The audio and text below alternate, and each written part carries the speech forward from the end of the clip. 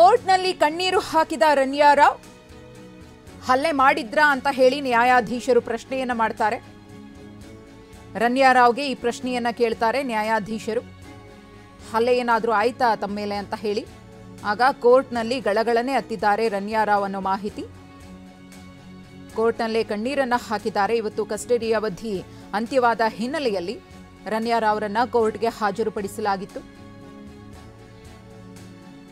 ಪ್ರಕರಣಕ್ಕೆ ಸಂಬಂಧಪಟ್ಟಂತೆ ನ್ಯಾಯಾಧೀಶರು ಕೂಡ ಒಂದಷ್ಟು ಪ್ರಶ್ನೆಗಳನ್ನು, ಅಂದರೆ ಈ ಒಂದು ತನಿಖೆಯ ಪ್ರಕ್ರಿಯೆ ಹೇಗೆ ನಡೀತು ಅನ್ನೋದ್ರ ಬಗ್ಗೆ ರನ್ಯಾರಾವ್ ಅವರನ್ನ ಪ್ರಶ್ನೆ ಮಾಡ್ತಾರೆ. ಏನಾದರೂ ನಿಮ್ಮ ಮೇಲೆ ಹಲ್ಲೆ ಆಯ್ತಾ, ಹೊಡೆದ್ರ, ವಿಚಾರಣೆಯ ಸಂದರ್ಭದಲ್ಲಿ ದೈಹಿಕವಾಗಿ ಏನಾದರೂ ಸಮಸ್ಯೆ ಆಯ್ತಾ ಅಂತ ಕೆಟ್ಟದಾಗಿ ಬೈದಿದ್ದಾರೆ ಅಂತ ಹೇಳಿದ್ದಾರೆ ರನ್ಯಾರಾವ್.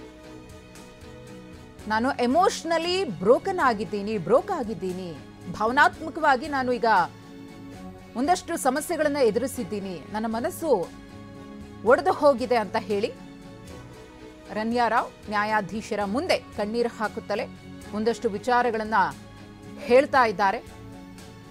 ಹೊಡೆದ್ರ ಅಂತ ಹೇಳಿ ನ್ಯಾಯಾಧೀಶರು ಪ್ರಶ್ನೆಯನ್ನ ಮಾಡಿದಾಗ ಅಳೋದಕ್ಕೆ ರನ್ಯಾರಾವ್ ಶುರು ಮಾಡ್ತಾರೆ.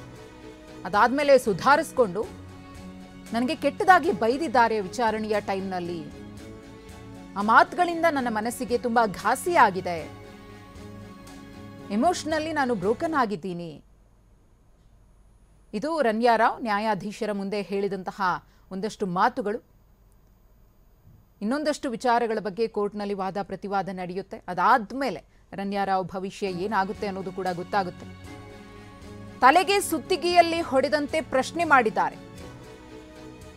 ನ್ಯಾಯಾಧೀಶರಿಗೆ. ತಮ್ಮ ತನಿಖೆಯ ಸಂದರ್ಭದಲ್ಲಿ ಆದಂತಹ ಒಂದಷ್ಟು ಘಟನೆಯ ಬಗ್ಗೆ ವಿವರಣೆ ರನ್ಯಾರಾವ್ ಕಡೆಯಿಂದ. ಮಾನಸಿಕವಾಗಿ ನಾನು ಕುಗ್ಗಿ ಹೋಗಿದ್ದೇನೆ ಎಂದಿದ್ದಾರೆ ರನ್ಯಾ.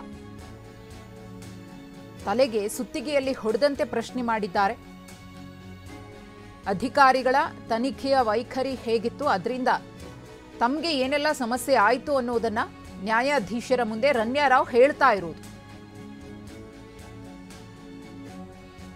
ನನ್ನನ್ನು ನಡೆಸ್ಕೊಂಡಂತಹ ರೀತಿ, ನನ್ನನ್ನು ವಿಚಾರಣೆಗೆ ಒಳಪಡಿಸಿದಂತಹ ರೀತಿ ಇದೆಯಲ್ಲ, ಇದು ನನ್ನನ್ನು ಮಾನಸಿಕವಾಗಿ ಕುಗ್ಗಿಸಿದೆ.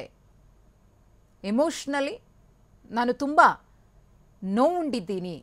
ನ್ಯಾಯಾಧೀಶರಿಗೆ ಮಾಹಿತಿಯನ್ನ ರನ್ಯಾರಾವ್ ಕೊಡ್ತಾ ಇದ್ದಾರೆ. ಕೋರ್ಟ್ಗೆ ಹಾಜರುಪಡಿಸಾದ್ಮೇಲೆ ಏನು ಕಸ್ಟಡಿಯ ದಿನಗಳಿತ್ತಲ್ಲ, ಈ ಸಂದರ್ಭದಲ್ಲಿ ಪ್ರಕರಣದ ಕುರಿತು ತನಿಖಾಧಿಕಾರಿಗಳು ತಮ್ಮದೇ ಧಾಟಿಯಲ್ಲಿ ರನ್ಯಾರನ್ನ ಪ್ರಶ್ನೆಗಳ ಕೇಳೋ ಮೂಲಕ ಉತ್ತರವನ್ನ ಪಡ್ಕೊಳ್ಳುವಂತಹ ಕೆಲಸವನ್ನ ಮಾಡಿದ್ರು. ಆದರೆ ಈ ಸಂದರ್ಭದಲ್ಲಿ ಏನಾಯ್ತು ಅನ್ನೋ ಮಾಹಿತಿಯನ್ನ ರನ್ಯಾರಾವ್ ಕೊಡ್ತಿದ್ದಾರೆ. ಏಕಾಏಕಿ ಅಳೋದಕ್ಕೆ ಶುರು ಮಾಡ್ತಾರೆ ನ್ಯಾಯಾಧೀಶರ ಮುಂದೆ. ನ್ಯಾಯಾಧೀಶರು ಕೂಡ ಏನಾಯ್ತು, ಯಾಕೆ ಅಳ್ತಾ ಇದ್ದೀರಿ, ಏನಾದರೂ ಹಲ್ಲೆ ಆಯ್ತಾ ನಿಮ್ಮ ಮೇಲೆ, ಹೊಡೆದ್ರ ಏನಾದರೂ ಅಂತ ಪ್ರಶ್ನೆಯನ್ನ ಮಾಡಿದಾಗ, ಇಲ್ಲ ಹೊಡೆದಿಲ್ಲ, ಆದರೆ ನನಗೆ ಬೈದಿದ್ದಾರೆ, ಬೆದರಿಕೆ ಹಾಕಿದ್ದಾರೆ, ಕೆಟ್ಟದಾಗಿ ನಿಂದಿಸಿದ್ದಾರೆ, ದೈಹಿಕವಾಗಂತೂ ಹಲ್ಲೆ ಮಾಡಿಲ್ಲ. ಕೇಳಿದಂತಹ ಪ್ರಶ್ನೆಗಳು ಕೂಡ ಗೊತ್ತಿದ್ರೆ ಮಾಹಿತಿ ಗೊತ್ತಿದೆ ಅಂತ ಹೇಳಬಹುದಿತ್ತು. ಒಂದಷ್ಟು ವಿಚಾರಗಳಲ್ಲಿ ಅವರು ಪ್ರಶ್ನೆಗಳನ್ನ ಕೇಳೋದು, ಅದಕ್ಕೆ ಉತ್ತರವನ್ನ ಪಡೆಯೋ ಧಾಟಿ ನನಗೆ ನೋವುಂಟು ಮಾಡಿದೆ ಅಂತ ಹೇಳಿ ರನ್ಯಾರಾವ್ ಹೇಳಿದ್ದಾರೆ ನ್ಯಾಯಾಧೀಶರ ಮುಂದೆ. ಹೇಳಿಲ್ಲ ಅಂದ್ರೆ ಏನಾಗುತ್ತೆ ಅನ್ನೋದು ಗೊತ್ತಲ್ಲ ಅಂತ ಹೇಳಿ ಬೆದರಿಕೆಯ ರೀತಿಯಲ್ಲಿ ನನಗೆ ಅವರು ಮಾತನಾಡಿದ್ದಾರೆ.